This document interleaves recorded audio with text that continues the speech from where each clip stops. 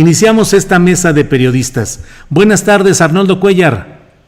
Hola, Julio, buenas tardes. Gracias. Buenas tardes, Leonardo Schwebel. Buenas tardes, Julio, Nando, y lo mismo que a Rubén, un saludo muy especial, y a Arturo también un saludo muy especial. Gracias. Arturo Rodríguez, buenas tardes.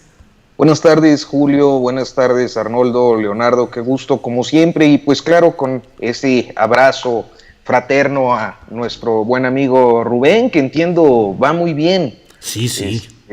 Y que bueno, pues esperemos ya pronto pueda pasar este trago amargo de estas semanas. Sí, ahí va bien, me dijo de verdad que les transmitiera su saludo, su agradecimiento y que él está atento, deseoso de volver al micrófono, pero necesita todavía un ratito de atención y de descanso el buen Rubén. Pero en fin, pues muchas gracias por todo esto. Arnoldo Cuellar, vamos comenzando contigo. ¿Cómo has visto toda esta serie de jaloneos entre las declaraciones del presidente López Obrador diciendo que en tiempos de Felipe Calderón había un narcoestado, y luego Felipe Calderón saliendo muy gallito diciendo, pues si hay algo de una vez díganme, inicien un proceso, o si no cállense porque finalmente me van a hacer los mandados? ¿Cómo ves el tema, Arnoldo Cuellar? Bueno, pues Calderón y Andrés Manuel se traen ondita desde, ya sabemos, ¿no? Desde 2006. ¿Ah, sí? Pero yo creo que a mí me parece que las mañaneras luego incurren en un grave defecto, que es fomentar esta guerra declarativa sin consecuencias. Y luego hay una gran decepción, y bueno, me remito a la experiencia guanajuatense rápidamente. Aquí muchos pensamos que iba en serio el tema de revisar la actuación del fiscal de Guanajuato cuando López Obrador pidió que lo corrieran y que había cosas muy malas, y a los pocos días esto bajó. Estos amagos del presidente pueden generar, pueden desgastar mucho la expectativa que hay sobre que la 4T pudiese hacer las cosas de forma distinta a otros gobiernos. Porque también los priistas eran expertos en amagar y en mandar señales. Si no lo hacía el presidente, ahí tenía a su secretario de Gobernación, que presionaban, sacaban los famosos expedientes para lograr luego acuerdos de voluntades políticas. Desde luego, Calderón sale con una babosada, pero no se defiende de una gravísima acusación como es la de haber tolerado a García Luna ahí 6 años y haberlo defendido contra viento y marea con el tema de los saludos del presidente a la mamá del Chapo, ¿no? Y bueno, el tema de Culiacán, que eso quizás pudiera ser un poco más delicado y podría ser más aprovechable para él, pero también lo deja ir.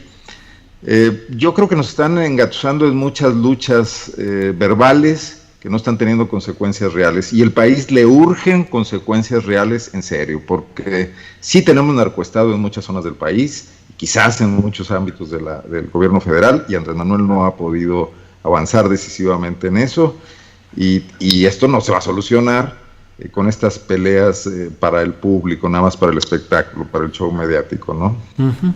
Bien, Arnoldo, gracias. Leonardo Schwebel, ¿qué opinas sobre este tema? Pues fíjate que me puse a contar los días y son 5,154. Son los días que han pasado desde aquella elección del 2 de julio del 2006, y pues parece que no hemos avanzado más que en lo mismo, en el conteo de los días. Yo siento que hay muchos problemas muy serios en este pleito entre Calderón y López Obrador, porque hay acusaciones muy serias, y las acusaciones se hacen a la libre, se hacen como si nada, se platican como si estuviéramos ahora sí que en una mañanera, pero son afirmaciones muy serias. Por ejemplo, señalar que se vivió un narcoestado es una acusación muy seria, de la cual posiblemente técnicamente hablando no exista alguna sustancia para sostener que hayamos estado o estemos en un narcoestado. Nada más para poner un ejemplo, Colombia nunca estuvo en un narcoestado propiamente dicho. Son muy pocos los países que que se pueden afirmar que son narcoestados. Pero sí hay municipios que están involucrados en esto desde siempre, sí hay estados del país que están involucrados en estos asuntos, pero es una acusación muy seria que se da sin algún sustento. De hecho, lo de García Luna apenas se está empezando el proceso, o sea, ni siquiera tenemos muy claro cuál es la acusación firme y bajo qué condiciones se va a hacer. Ahora, eso es desde el punto de vista, vamos a llamarlo jurídico, desde el punto de vista técnico o desde el punto de vista cuadral. Pero existe otra realidad que es la realidad de Calderón. O sea, si Calderón no se dio cuenta de nada durante su sexenio, bueno, pues entonces ahí hay una omisión, ahí hay una falta de trabajo, ahí hay una circunstancia muy especial. Yo a veces creo que a Calderón se le olvida que fue presidente de México y cree que a nosotros se nos olvidó que fue presidente de México. Es decir, hace declaraciones como si esos 6 años nunca hubieran pasado, como si lo que hizo en esos 6 años hubieran sido buenos. Pero sí también creo que es un distractor que simple y sencillamente no tiene ni pies ni cabeza, porque si Calderón verdaderamente tiene algo o hay algo contra Calderón, pues háganle alguna acusación de lo que sea. Pueden empezar con la estela de luz, pueden irse al tema de Odebrecht, pueden irse al tema de Rápido y Furioso, pueden irse con el tema de la guardería ABC, pueden irse con García Luna, o sea, hay 50 o 100 razones para ir contra Felipe Calderón. Yo a veces creo que esto nada más es una especie como de montaje, como de show, para entretenernos, porque en realidad no pasa nada. Lo más grave del asunto de Calderón y López Obrador es que sí existen posibilidades de que Calderón vaya a ser premiado con un partido político. Eso se me hace gravísimo en un país que tiene tantas heridas, donde Calderón es directamente responsable de todo lo que ha sucedido y que sigue sucediendo. Ahora, ¿cómo confirmo que efectivamente hubo mordidas, sobornos o moches, como dijo López Obrador en la mañanera, con el tema por el que están acusando a García Luna? Pues ahora sí que pues depende de muchas cosas, depende de las fiscalías, depende de la voluntad política, depende de la Fiscalía de Nueva York. Por ejemplo, ¿por qué Estados Unidos le abrió la puerta a García Luna y le permitió que tuviera casas, negocios y que hiciera una serie de situaciones hasta que lo agarraron en un detalle aparentemente muy simple, que es mentir con un dato? Pero durante 6 años o más, García Luna hizo en Estados Unidos lo que se le pegó la regalada gana, sí. Hizo fortuna, compró casas, como cualquier persona que vive en Estados Unidos. Claro. Entonces, yo a veces creo que esto es como una especie de jugar a las caricaturas de Tom y Jerry, de que el gato persigue al ratón, el ratón persigue al gato, y llevamos 5,000 días con lo mismo. Bien, Leonardo, gracias. Arturo Rodríguez, ¿qué opinas de este tema? Por favor, Arturo. Bueno, mira, yo creo que hay dos perspectivas. Una es aquella que acusa al presidente López Obrador desde cierto sector de la sociedad y particularmente del llamado Círculo Rojo, que opina y tiene voz en los medios de comunicación convencionales, que acusan un uso político en este tema como en otros, el avión o Lozoya, etcétera. Y hay otra perspectiva en la que podemos decir, bueno, es posible que haya un uso político, lo que por otra parte no desautoriza o no desmiente que a lo largo de el sexenio de Felipe Calderón se dio un proceso de violencia y de descomposición que solo puede entenderse y yo creo que muchos así lo entendimos desde entonces y lo seguimos entendiendo hasta hoy como parte de una política de Estado que no se proponía necesariamente resolver un problema de criminalidad o de inseguridad y violencia, porque hasta ese sexenio los indicadores de inseguridad y violencia tampoco eran tan elevados como lo fueron, y particularmente los episodios de terror que sacudieron a muchísimas ciudades de este país. Hablar de un narcoestado en esa perspectiva me parece que coincide con lo que muchos hemos planteado y hemos venido diciendo en estos años. Yo creo que hay algunos colegas que inclusive son asiduos de esta mesa, como Osvaldo Zavala, que hemos justamente señalado que había una perspectiva, pero no necesariamente por el tema del narcotráfico, sino como parte de un proceso que tenía diferentes objetivos. Uno, el de control político y social a partir del terror. Otro, la generación de grandes, de megaproyectos energéticos y extractivos de distinta naturaleza y de infraestructura que posibilitaron pues el avance de grandes corporaciones, tanto nacionales como transnacionales, en zonas donde pues la violencia se desbordaba y terminaban las poblaciones desplazadas. Entonces, si hablamos justamente de un narcoestado, creo que no es del todo equívoco, y me parece que tener estos dos asuntos en estos momentos en la discusión pública y además relacionarlos, como lo ha venido haciendo el presidente López Obrador, como ejemplos de corrupción y procesos en los cuales se puede llegar a identificar una dinámica de corrupción que se había enquistado en el poder político y como parte también de los intereses de las cúpulas económicas, pues es, creo que deseable. Que se consiga, pues habrá que verse. La disputa con Calderón creo que atiende a diferentes factores. Calderón ha quedado, digamos, habilitado como pues el rostro opositor más visible de esta administración, aún sin partido político. Es también una figura emblemática para los grupos pues conservadores o de derechas históricas, y ha habido una subida de tono. Particularmente hace unos días Felipe Calderón hablaba y promovía inclusive el levantamiento armado para derrocar los regímenes que consideraba populistas, y ponía los casos de Venezuela y el de México en una cumbre de partidos de derechas. Naturalmente, pues las reacciones del lado presidencial van también encaminadas a lo que Calderón parece estar distrayendo, que es su responsabilidad política y quizás penal en lo ocurrido con todo lo que se está revelando en el caso de García Luna en la Corte Gringa. Bien, sí, perdón, Arturo.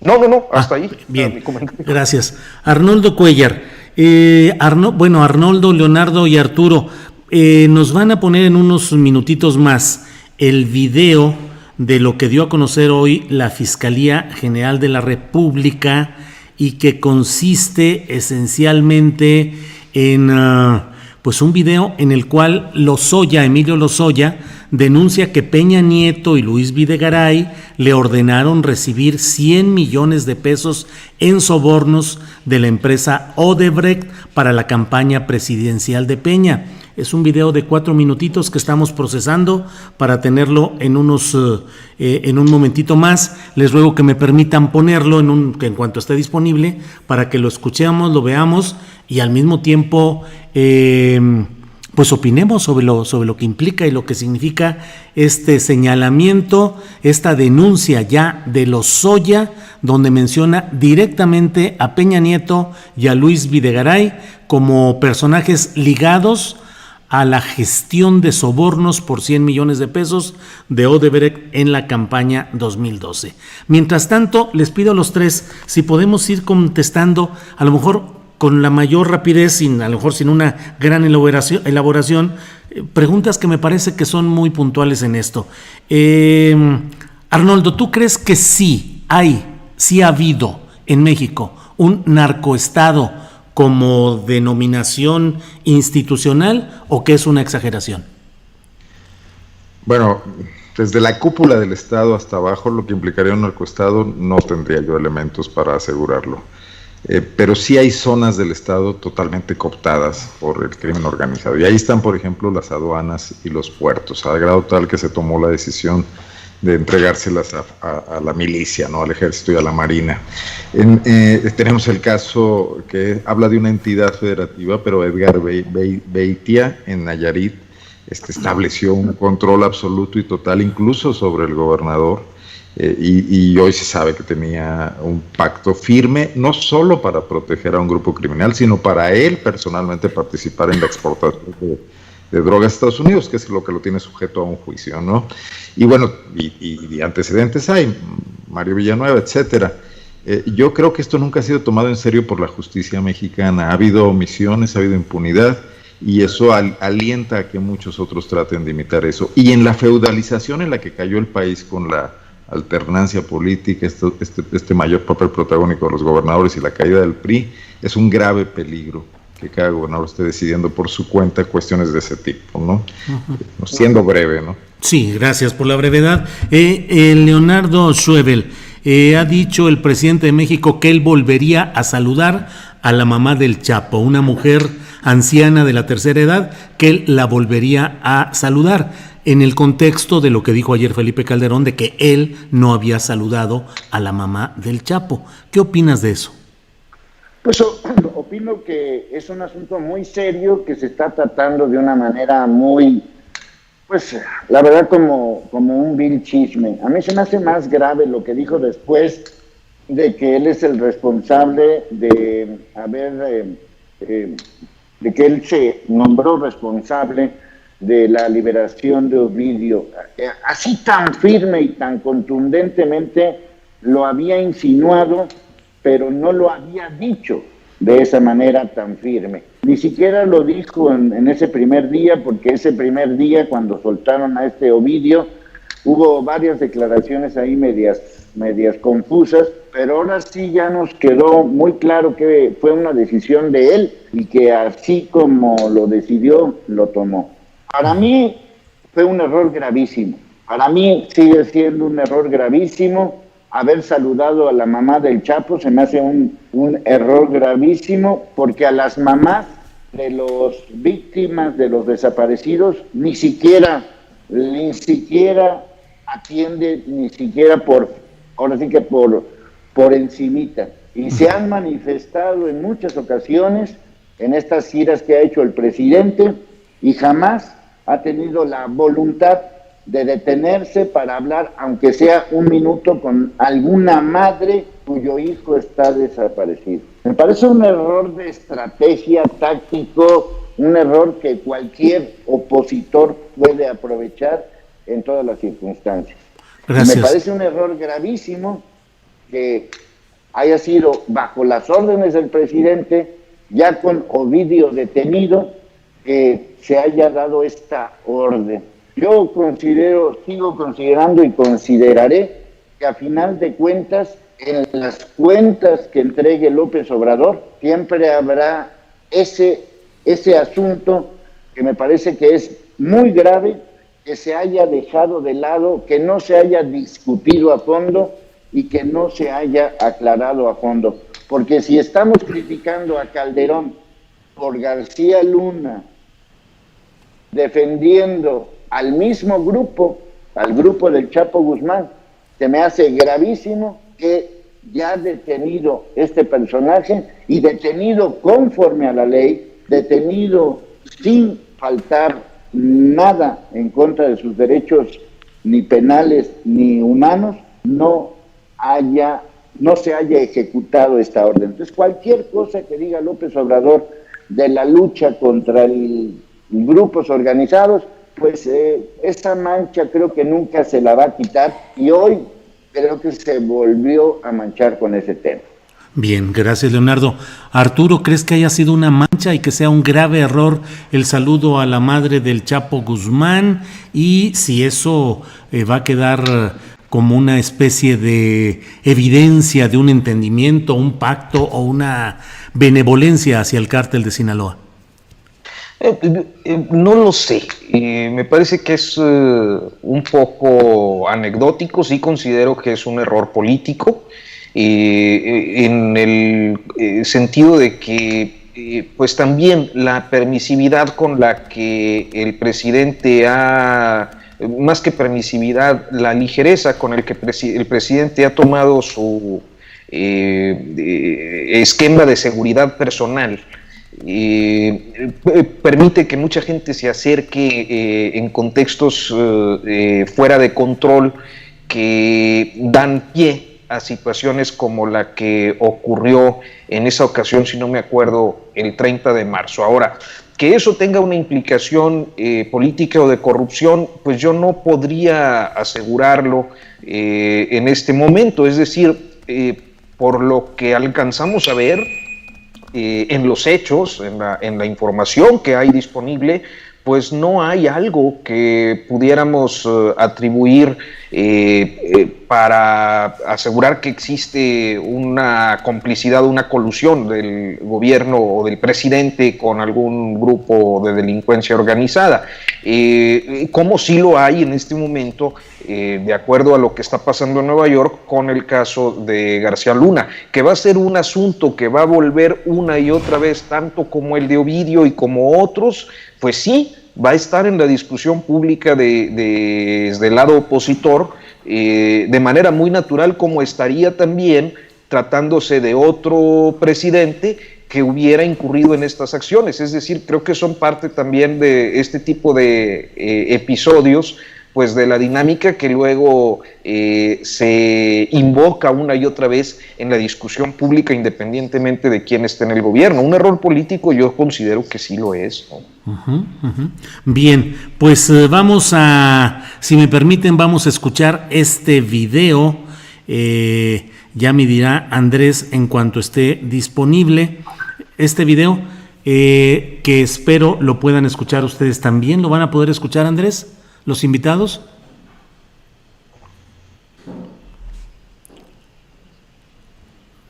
Sí, bien. Pues aquí está este video, vamos a escucharlo y regresando de él, que son 4 minutos, hacemos los comentarios procedentes, por favor. Adelante, Andrés.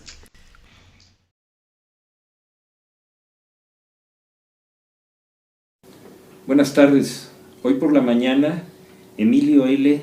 presentó una denuncia de hechos ante la Fiscalía General de la República respecto a su participación en el caso de Odebrecht y en varios otros casos. Sobre ese particular, es nuestra obligación informar a la opinión pública sobre este tema. En el caso de Odebrecht, este individuo está señalando que hubo una serie de sobornos por una cantidad que pasa de 100 millones de pesos, de los cuales fueron fundamentalmente utilizados para la campaña 2012 para la presidencia de la República. Y el que después fue presidente y su secretario de Hacienda son las personas que este individuo que está presentando la denuncia señala que fueron los que le ordenaron que ese dinero fuera entregado a varios asesores electorales extranjeros que colaboraron y trabajaron para la campaña de estas dos personas. Eso es por lo que hace a la campaña y a esa cantidad de dinero que vino de Odebrecht para Emilio y de Emilio para esos asesores, para esa campaña electoral, de acuerdo con lo que él está señalando. Después viene otro tema que es la compra de votos para la reforma, para las reformas estructurales en 2013 y 2014.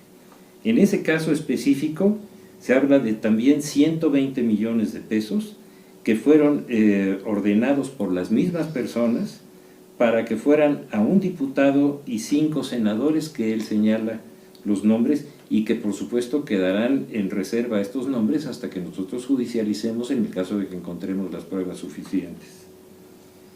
También existe otra parte que habla de etileno 21, que eso fue durante la administración anterior, y en ese caso específico él señala que también hubo una serie de beneficios de carácter económico a favor de esa empresa, que también está vinculada con una empresa mexicana que es socia de Odebrecht, y que ahí también se les dieron una serie de privilegios en los precios de los insumos, en los que el gobierno federal tuvo pérdidas muy graves. En todos estos casos, los sistemas que él señala que se usaron fue que estas dos personas a las que ya he hecho referencia le dieron instrucciones para que entregara 84 millones de pesos a varios legisladores, que son semejantes los nombres de los anteriores, a un secretario de finanzas de un partido político, y todo esto después también le dieron una cantidad superior a 200 millones de pesos para dirigirlos en la reforma, a la reforma electoral, a través de un enlace que él da el nombre. También habla de dos empresas privadas que los elementos de prueba los tendrá que presentar, y sobre estas afirmaciones que él hace, él ha señalado 4 testigos, ha entregado recibos y un video. A partir de este momento, la Fiscalía General de la República ha abierto la carpeta de investigación correspondiente, y vamos a empezar a realizar todas las diligencias. En primer lugar, las ratificaciones, después la presencia de los testigos, el análisis pericial de cada uno de los recibos y del video, y en el caso de que sea procedente, a las personas que él le imputa, los llamaremos a declarar. Eso es por lo pronto la información que tenemos, es del día de hoy en la mañana, y si existe algún dato posterior, lo daremos a conocer de inmediato. Muchas gracias y buenas tardes. Fiscalía General de la República. Pues ahí tienen, mis estimados compañeros, ahí tienen la información, lo que ha dado a conocer hoy el fiscal general de la República. Arnoldo Cuéllar, ¿cuál es tu primera impresión? Pues mi primera impresión es que se cae toda esta defensa que se ha venido haciendo en los últimos tiempos del INE, para empezar.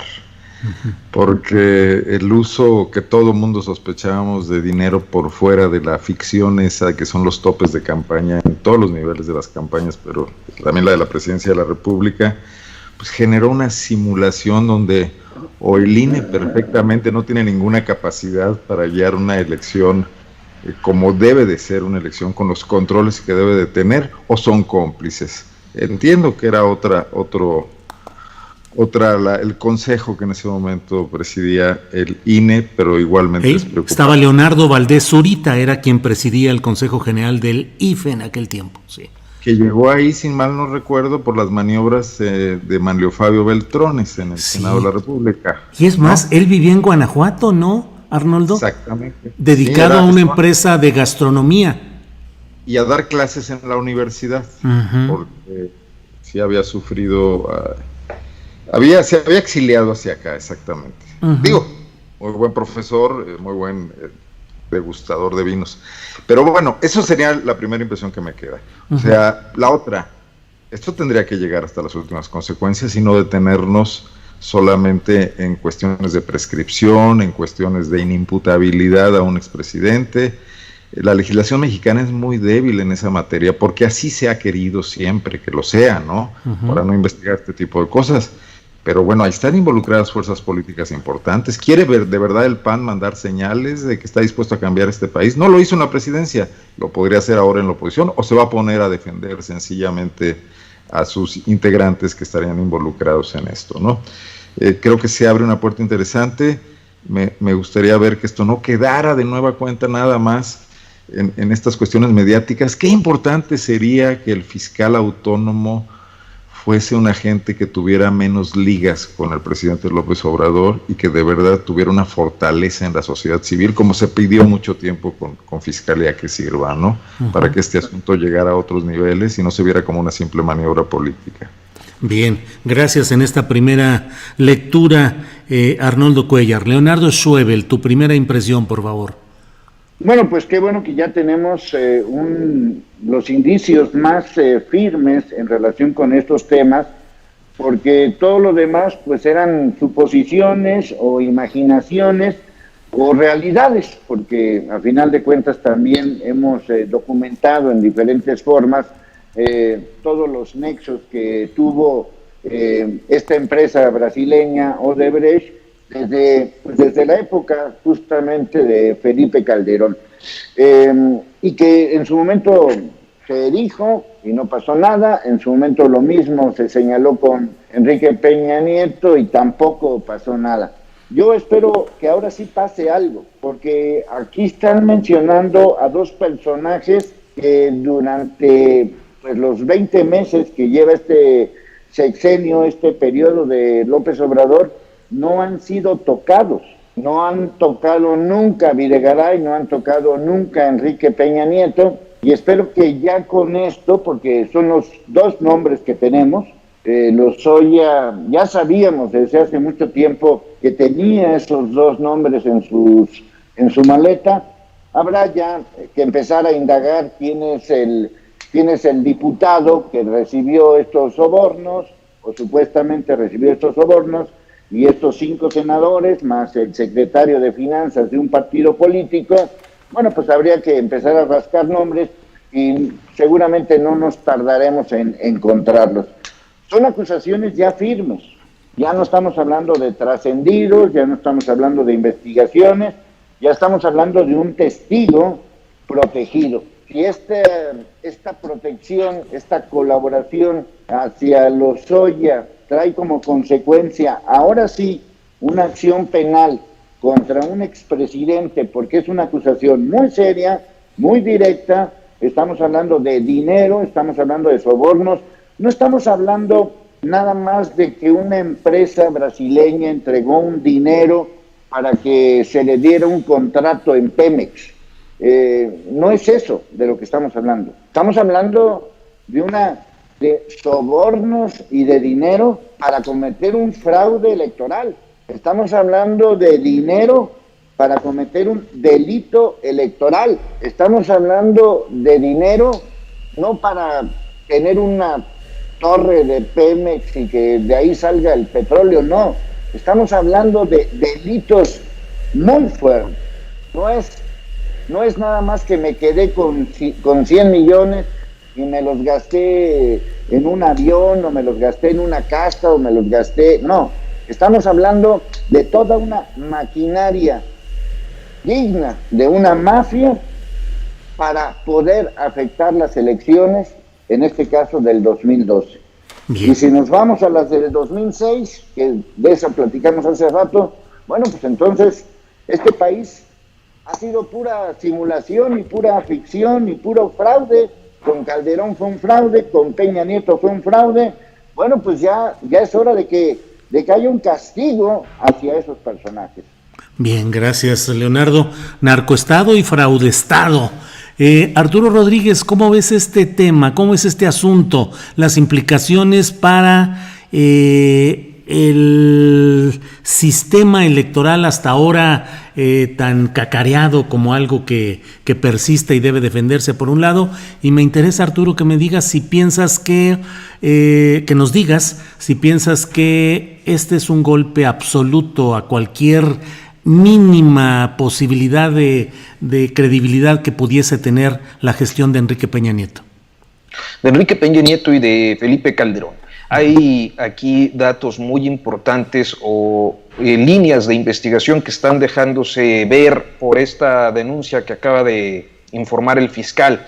Yo me referiría primero al caso Etileno 21, que justo esta semana el semanario Proceso, que es donde yo trabajo, pues anticipaba la información relativa hacia dónde iba el asunto de Etileno 21, que toca necesariamente a Felipe Calderón, primero como secretario de Energía y luego como presidente, en un reportaje de la compañera Jesús Cervantes. Sí. Entonces, esto me parece muy relevante porque aquí ya está claro que efectivamente van sobre esa línea de investigación.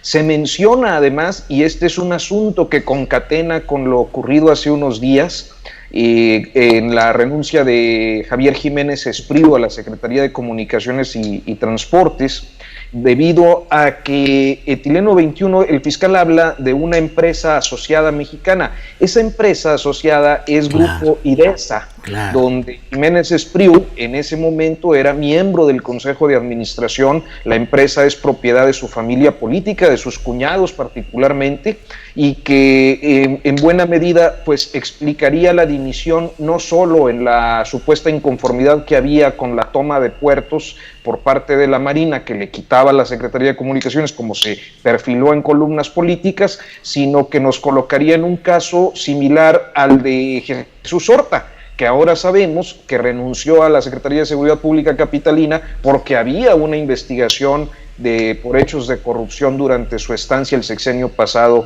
en la Policía Federal. Uh-huh. Y está además el caso de los diputado, los senadores que se mencionan también por el fiscal como parte de la información que contiene esta denuncia. Yo en algún comentario previo por aquí, y si no me equivoco en alguna videocolumna que debe salir hoy o mañana en Notas Sin Pauta, que es mi canal de YouTube, justamente, y aquí ya lo había comentado, hay una condición muy interesante en este asunto del soborno a los legisladores que entronca justamente con tu planteamiento a propósito de la posibilidad o no de recuperación o de credibilidad de los partidos de oposición el próximo año, porque es muy probable que algunos de estos senadores, yo parto de un principio, los senadores priistas no necesitaban ser corrompidos, porque ellos recibían línea del gobierno y con esa línea actuaban en el legislativo. Estos casos de corrupción o de soborno tendrían que ser necesariamente de legisladores panistas, porque hay que recordar que el PRD medio se desmarcó de la reforma energética en la mesa del pacto, entonces nos deja únicamente al PAN. Y estos senadores panistas, hay que recordar que eran un grupo compacto, muy próximo a Roberto Gil Suárez, que en diferentes casos fueron a dar de gobernadores. Es decir, estamos hablando de Pancho Domínguez, estamos hablando de Querétaro, de Francisco Javier García Cabeza de Vaca, de Tamaulipas, de Rosas Espriu, de Durango, y en una de esas hasta el caso de Javier Corral de Chihuahua, que en ese momento eran senadores que aprobaron la reforma, e inclusive de algunos que luego se fueron a Morena, como es el caso del actual diputado, se me va su nombre, un diputado coahuilense que en aquel tiempo era senador y que fue muy enfático en la idea en la reivindicación en tribuna de la gran reforma energética que habían aprobado y de un reconocimiento específico a un personaje que en esto va a terminar saliendo tarde o temprano en esta denuncia, que es pues David Penchina, que por entonces era senador y que fue el operador con el PAN de la aprobación de la reforma energética en el Senado. Entonces estamos efectivamente ante un caso que embarra a todo mundo y que efectivamente tiene implicaciones fuertes para el sistema electoral y para las cúpulas políticas tradicionales del PRI, del PAN, que pues en los últimos años hicieron pues de la vida pública de este país un negocio ilegítimo, ilegal, particular. Me auxilié de Google, no creas que es mi memoria ni mi sapiencia política, Arturo. Creo que te refieres a Luis Fernando Salazar Fernández. A Luis Fernando Salazar, sí, efectivamente. Sí, lo busqué en Google, ahí lo encontré. No es memoria, pero a ese te referías, ¿verdad? Sí. Fue a nombre del grupo parlamentario quien hizo un amplísimo reconocimiento a la reforma energética y particularmente a David Penchina. Sí, ¿no? Así es. Bien, Arnoldo Cuellar, esto golpea la forma de construir el poder político y la representación social en México. Si en 2012 la construcción del poder presidencial se fundó en dinero corruptor provenido de Odebrecht, pues como diría Leonardo, me imagino, pues estamos hasta la M de que cómo es posible que se den ese tipo de cosas. Y por otra parte, las llamadas reformas principales que constituirían la tabla de salvación de este país, según la propaganda de aquellos momentos, pues estaban fundados en lo mismo: podredumbre, pantano de putrefacción. ¿Qué queda de nuestro país viendo esta historia que el propio presidente López Obrador dijo que iba a ser dura y seca la develación de estos ingredientes corruptos? Yo creo que el diagnóstico de López Obrador es correcto. ¿Por qué todas las reformas habidas en este país, en todos los sentidos, nunca han avanzado seriamente para, por ejemplo, combatir uno de nuestros mayores problemas, que es la desigualdad? Es por la corrupción. ¿Por qué después de un escándalo político mayúsculo en el siglo XX, cuando Miguel de la Madrid, después del López Portillismo, crea la Secretaría de la Contraloría? Sí se llamaba así, entonces ha cambiado de nombre varias veces. Sí. No sirve de nada. Pues es por la corrupción, o sea, sistemática. ¿Por qué la alternancia política del 2000, que tantas expectativas levantó, no sirvió de nada? Por lo mismo, porque Vicente Fox y Marta Sagún se enrolaron y a lo mejor a eso iban, ese era su proyecto nada más, ¿no? Igual ocurrió con Felipe Calderón, y la gran restauración que significó Peña era ir por un botín. Atlacomulco por fin regresaba a la presidencia de la República, se hacía de ella y era solamente con un proyecto y un objetivo. Y ahí hay grandes cómplices de los que no nos podemos olvidar hoy. Por ejemplo, las televisoras, que construyeron la imagen de Peña Nieto y que defendieron su proyecto como diera lugar, y que le consiguieron una esposa y que le dieron una imagen de telenovela, por ejemplo, ¿no? Esas no son las fuerzas políticas que pueden impulsar una renovación seria. Seria quiere decir que empiece por el 1 y por el 2. No vamos a cambiar este país de la noche a la mañana, pero podríamos lograr algo con algunas cosas que no se queden en el intento de siempre, ¿no? Y una de ellas sería enjuiciar a un expresidente y a una élite política que exclusivamente se dedicó a corromper el sector público, que saqueó Pemex, que hizo el proyecto del aeropuerto como una obra con pretensiones de modernidad y de globalización, y que únicamente era un gran esquema de saqueo, ¿no? Por ahí podríamos empezar. Pero si López Obrador se sienta con Bernardo Gómez, se sienta con Salinas Pliego a hablar de estos temas, no creo que vayamos muy adelante, ¿no? Habría que hablar con estas gentes, porque también ellos tienen que entender que el futuro del país no puede seguir por las mismas. Porque tenemos ahí, por eso tenemos este sistema de salud, por eso tenemos esta criminalidad enorme, galopante, que se nutre de ejércitos de reserva, de gentes desesperadas y desempleadas y de jóvenes sin futuro, ¿no?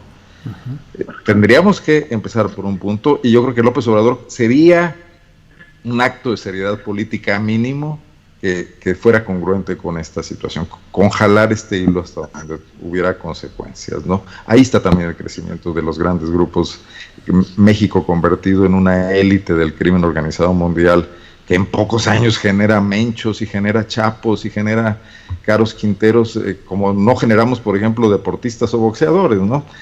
Y que compiten en las grandes ligas del crimen internacional, ¿no? Entonces creo que me parece muy relevante que esto pueda tener una consecuencia.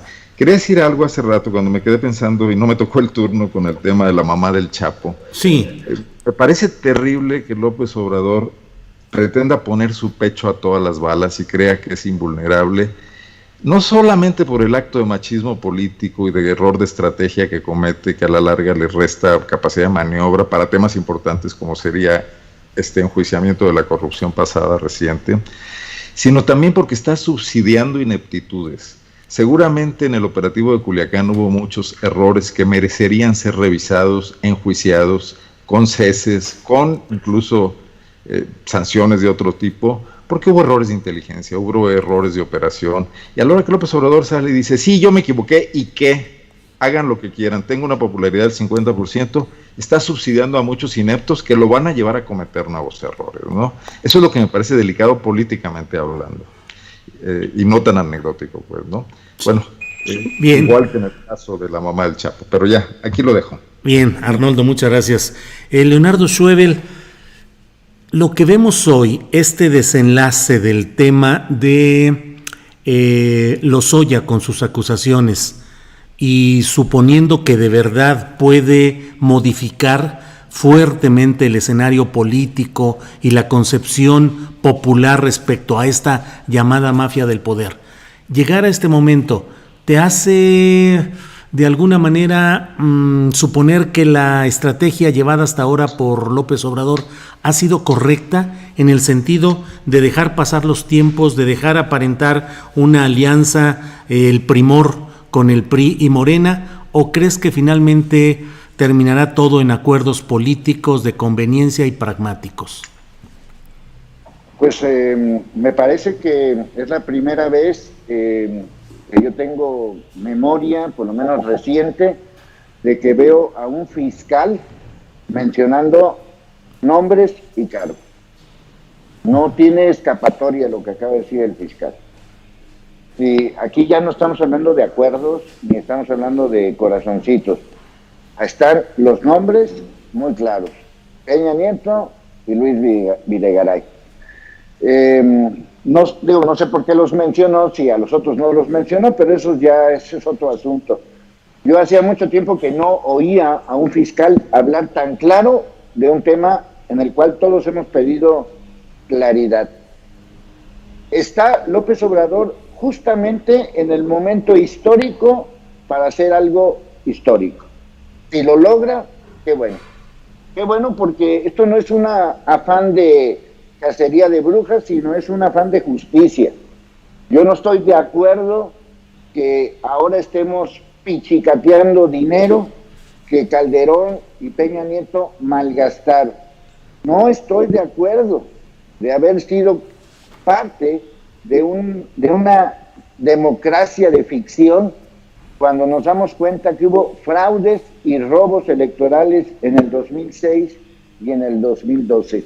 La única manera para que esto no se repita es justamente pues la hora de la verdad, y me parece que este es el momento que López Obrador tiene que asumir una presidencia un poco más seria en el sentido de llegar a las últimas consecuencias, que no se quede nada más en el anecdotario, que no se quede nada más en las filtraciones, que no se quede nada más en yo te dije y tú me dijiste. Yo sí creo que el pueblo mexicano está pidiendo que de una vez por todas sepamos la verdad de qué fue lo que pasó. Y si esas consecuencias tienen que ver con un castigo penal, es decir, que se confirme, que se compruebe por lo mismo que dijo Gertz Manero, esto va para largo, porque hay que confirmar todo lo que dijo Lozoya. Pero por lo menos es para mí el primer esbozo de algo que yo llamaría justicia plena, porque este país no puede seguir con tantas denuncias abiertas, es decir, con tantas aventadas. O sea, tú eres un esto, tú eres el otro, tú eres por acá. Yo creo que ya va siendo hora de ponerle derecho, hablo del derecho, de ponerle justicia y de poner orden en un país que hasta el momento no lo ha tenido. Yo espero que a partir de hoy, con los nombres que ya tiene Gertz Manero, se pueda hacer algo claro y concreto. Si es un diputado, pues de una vez saber quién es y bajo qué condiciones, con el debido proceso y todo lo que se tenga que cuidar para que no haya ningún problema.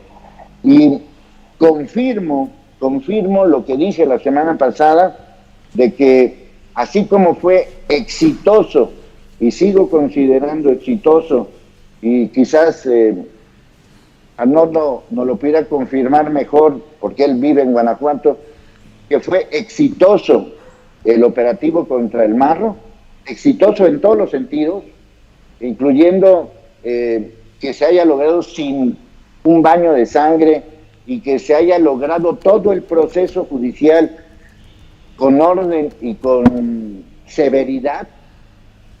creo que se puede hacer algo, en este caso también ahora con Lozoya. Me imagino que se puede hacer algo porque ya se hizo con el Marro. No se hizo con Ovidio, pero sí se hizo con el Marro. Pues yo ahora espero que sí se haga con estos personajes que hasta el momento no hemos visto nada que López Obrador insinúe contra Videgaray y contra Peña Nieto. Yo espero que ya a partir de hoy no puede negar que esto tiene que seguir su curso y que por fin haya justicia en este país. Gracias, Leonardo. Arturo Rodríguez, dos planos, el jurídico y el político. Y si jurídicamente no hay la posibilidad de realmente ir contra los exocupantes de Los Pinos, Felipe Calderón y Enrique Peña Nieto, tú como ciudadano quedarías, y como profesional del periodismo, ¿podrías pensar que se hizo lo suficiente con la exhibición pública de lo que se les acusa, aunque por razones jurídicas no se les pudiera sentenciar? Por un lado, procesar y sentenciar, por un lado, y por otro, si en lo político López Obrador podrá resistir la presión de los gobernadores panistas, de la Alianza Federalista, de los problemas de la pandemia y los problemas económicos. Mira, yo creo que la inimputabilidad de los expresidentes para cargos que se relacionan con el periodo que ocurrieron, hechos que ocurrieron durante sus periodos de ejercicio constitucional, pues es algo discutido y discutible, porque efectivamente pues sería la primera vez que nos encontraríamos frente a un proceso de esta naturaleza, y hay que recordar que lo que la Constitución establece es por delitos graves o traición a la patria. Hay que ver si los delitos que se les pueden imputar son auténticamente graves conforme a la legislación penal como estaba hasta hace poco. ¿Qué es lo que sí creo que pudieran ser llamados a declarar? Y creo que sería también muy impresionante la imagen de algún expresidente declarando ante un ministerio público. Sin embargo, me parece que efectivamente existe la posibilidad de que algunos de estos casos, o todos, queden para los expresidentes en un asunto de justicia en la memoria histórica, más que en una pena personal o pecuniaria. Esto tiene evidentemente implicaciones electorales, y me gusta que lo relacionas en el planteamiento, porque me parece que estos escándalos de corrupción son uno de varios factores que complican mucho la permanencia de la oposición al actual gobierno, o la llegada a nuevos cargos, o la conservación de cargos que actualmente tienen en las elecciones del próximo año. Y digo que es uno de los factores porque hay otros. Por ejemplo, la incapacidad que han tenido para evitar caer en las propias dinámicas que están dentro de la cancha del presidente López Obrador. Es decir, no son capaces de fijar una agenda que entusiasme a amplios sectores de la población, y normalmente caen mal parados.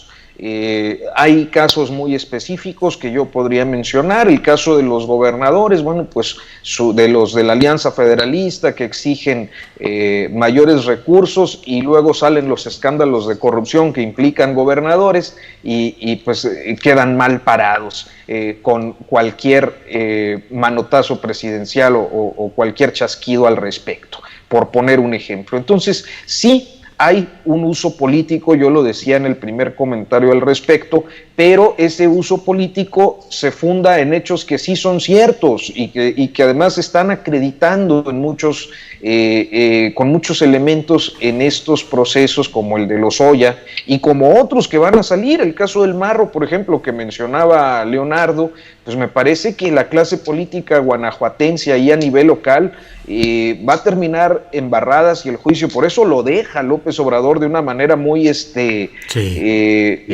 un juego político muy de su estilo, dejarlo en manos y decir, ahí está, para el gobernador y para el fiscal de Guanajuato, a ver si le entran, ¿no? Porque eso implica necesariamente a la clase política guanajuatense. Entonces, ese tipo de juegos me parece que si en algo es hábil López Obrador es en ejecutarlos, y naturalmente pues habrá una consecuencia electoral y de otros tipos en esta dinámica de casos que estamos conociendo. Bien, son las 3 de la tarde con 14 minutos. El tema da para que nos estemos hasta las 4 de la tarde, pero hay que respetar a quienes ya están con olor a sopita en la casa, ya con el olor a la comida. Así es que les voy a plantear una última pregunta para que terminemos el ciclo de las 3 respuestas de ustedes. Arnoldo, ¿crees que el presidente López Obrador, con este lance de hoy de la Fiscalía General, ahora sí que haya sido como haya sido, autónoma o no, en consonancia con Palacio Nacional o no, pero lo de hoy le da una circunstancia muy viable de un gran triunfo electoral en 2021 a López Obrador, a Morena, a sus aliados? Yo no quisiera adelantar vísperas de ninguna manera, porque si algo tenemos en México es que los procesos se caen muy fácilmente en los juicios y se enredan demasiado y hay poca contundencia. El caso Lozoya empezó un poco con el pie izquierdo con el tema de que no fuera público. ¿Qué hubiera pasado si esta acusación la hace Lozoya en un juicio donde la prensa estuviera atenta de cómo fuera, cubriendo vía remota, transmitido, ¿no? Creo que hubiera sido más impactante que simplemente que no lo transmita ahora Gertz Manero.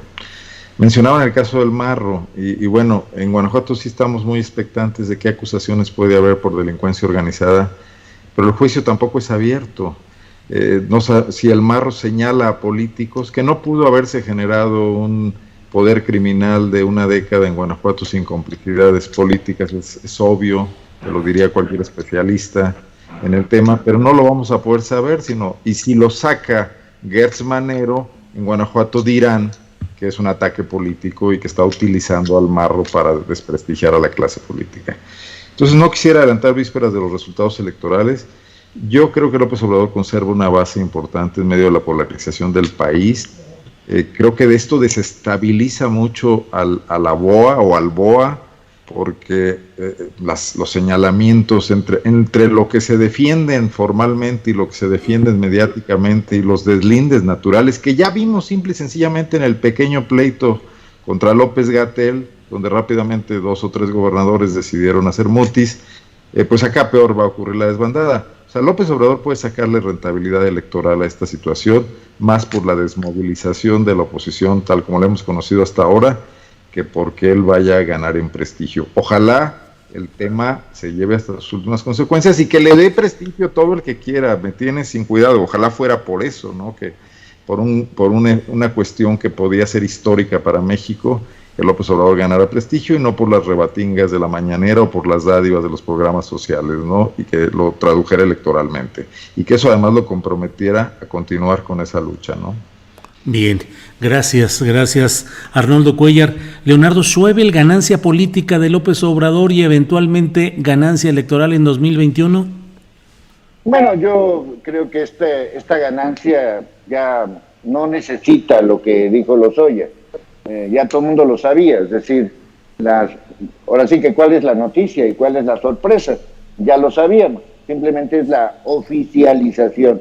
El problema es muy sencillo, no hay nada, la oposición no tiene absolutamente nada que ofrecer en ningún aspecto. Morena va a ganar todo, va a ganar, si no todas, pues prácticamente todas las gubernaturas, va a seguir manteniendo la fuerza número 1 en la Cámara de Diputados, en senadores. Quizás el único opositor de Morena sea justamente Morena y los pleitos que trae Morena contra ellos mismos. Ya a la hora de decidir candidatos, pues seguramente va a haber muchos quiebres, seguramente va a haber muchos que aprovechen pues algunas de estas circunstancias y quizás en algunos casos pueda sacarse algún partido de oposición pueda sacar alguna ventaja de los pleitos internos que tiene Morena prácticamente en todo el país. Yo veo firme a López Obrador en todos los sentidos, en las encuestas, en la opinión pública en general, en los medios de comunicación que no tocan a López Obrador, me refiero a las televisoras concretamente. Esta exmafia del poder es muy, muy dócil ante López Obrador. Sí lo fue en la época de Peña Nieto, en esta época son completamente dóciles ante López Obrador. Veo que lo apoya Donald Trump, veo que lo apoyan empresarios, veo que lo apoyan gobernadores de oposición, por lo menos los del PRI. Así que yo no veo nada que pueda perjudicar a López Obrador. Yo creo que el principal perjudicado de López Obrador es López Obrador, justamente porque va por la libre, porque hace lo que quiere y manda en el Poder Judicial, manda en la seguridad, él mismo lo dijo hoy, manda con los diputados, manda en todos lados. O sea, qué casualidad que mandó un mensaje de señores jueces, tengan cuidado con lo del Marro, y lo del Marro salió limpiecito, sin ningún asterisco, sin ninguna coma, va como va a nivel local, es decir, a nivel Guanajuato y a nivel federal, que ahora está en el altiplano. O sea, así de sencillo lleva el presidencialismo López Obrador, con la mano firme de que nadie ni siquiera le espanta absolutamente nada. Obviamente esto va a ayudar, obviamente si de aquí a las elecciones ya vamos a tener nombres, ya vamos a tener algún resultado, yo honestamente no creo ver algún día un expresidente en la cárcel. Sí veo una balconeada por todos lados y una confirmación por todos lados. Se me hace ya un avance que tengamos ya el nombre de Enrique Peña Nieto, ya no dicho por un medio de comunicación o por un líder de oposición o por un presidente, que lo diga el fiscal a través de un testigo protegido. Ya con eso ya es algo histórico en este país. O sea, hoy es un día histórico. Yo nunca había vivido algo de esa naturaleza, que se mencione un expresidente de parte de un fiscal, como se llame fiscal, antes procurador, antes o secretario o lo que sea.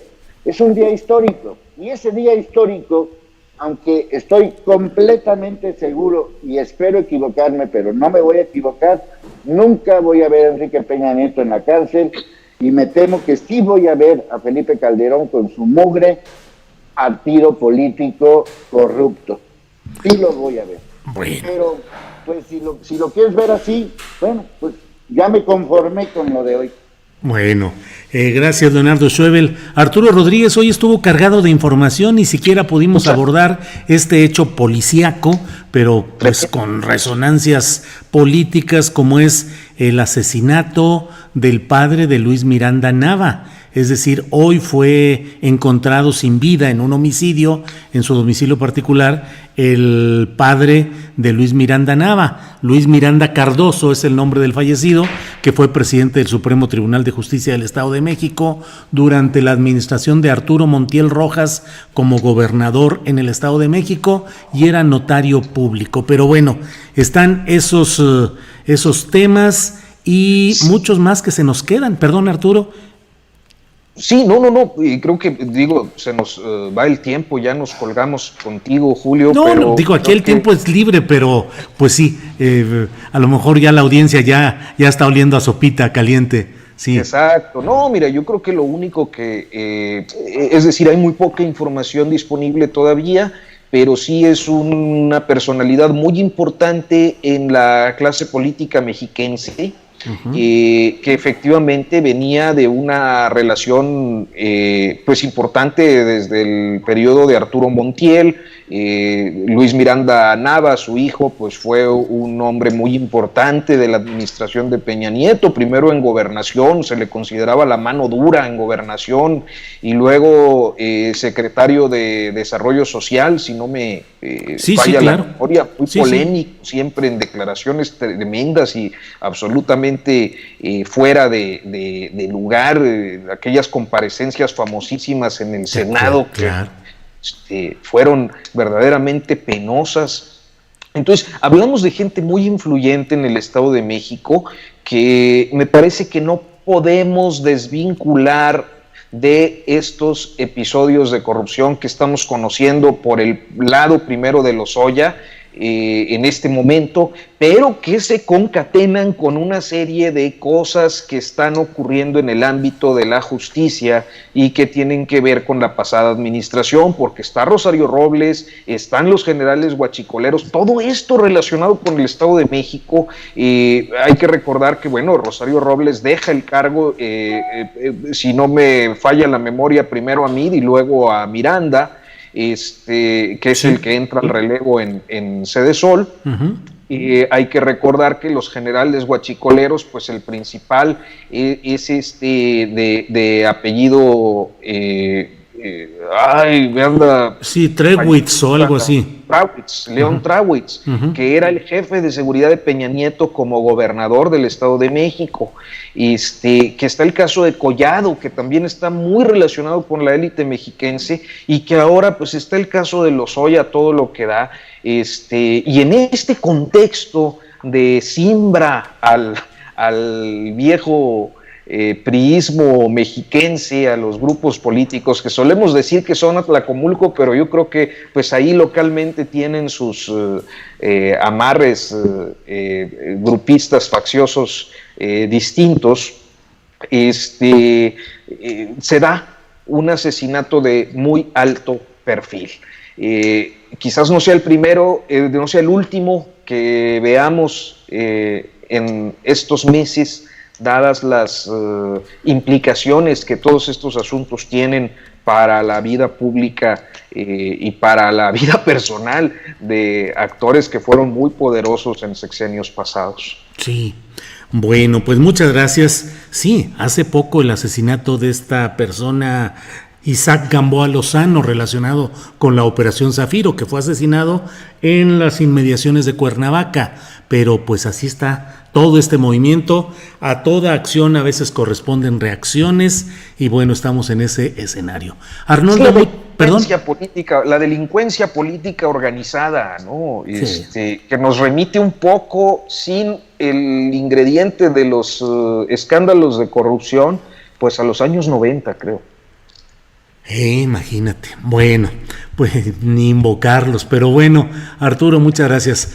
Arnoldo Cuellar, muchas gracias por esta oportunidad y seguiremos en contacto. Arnoldo. Sí, Julio, perdón, tenía el micrófono apagado. Muchísimas gracias, un placer compartir con ustedes dos jóvenes periodistas y pues un gusto como siempre. Gracias, Arnoldo. Leonardo Schwebel, muchas gracias. Arnoldo, lo pueden seguir en ¿cuáles son tus referencias en internet, Arnoldo, por favor? Arnoldo Cuellar O en Twitter, Arnoldo Cuellar en Facebook y en Instagram. Y bueno, muy bien, muchas gracias. Bueno, el Laboratorio de Periodismo, la página que editamos en Guanajuato, que es poplab.mx. Así es. Gracias, Arnoldo. Leonardo Schwebel, gracias y por favor tus referencias de internet. Bueno, pues los espero todos los días a las 10 de la mañana. Es un programa en vivo con comentarios. Es el Superchat hasta la M, hasta la madre, para que me entiendan. 10 de la mañana, canal Pueblo Informado de YouTube. Muchas gracias, Arnoldo, mucho gusto. Arturo, muchas gracias. Julio, muchas gracias. Gracias. Arturo Rodríguez, buenas tardes, gracias y danos por favor las referencias de tu trabajo. No, hombre, muchísimas gracias, Julio, Arnoldo, Leonardo, siempre un gusto coincidir con ustedes, estar aquí los martes y bueno, pues pueden seguirme en Notas Sin Pauta en YouTube, notasinpauta.com, en Twitter yo soy Arturo-RDGZ, como la abreviación de Rodríguez, y pues con mucha gratitud por la oportunidad de poder comentar estos espacios, que siempre me llegan seguidores de tu transmisión, Julio, y me ponen, vengo de Conastillero, y me da muchísimo gusto. Pues qué bueno. Y hasta un poco de pena de estar... No. Que de algo sirva No, hombre, al contrario. Muchas gracias a los tres y nos vemos la próxima semana. Gracias a Arnoldo, Leonardo, Arturo, hasta luego.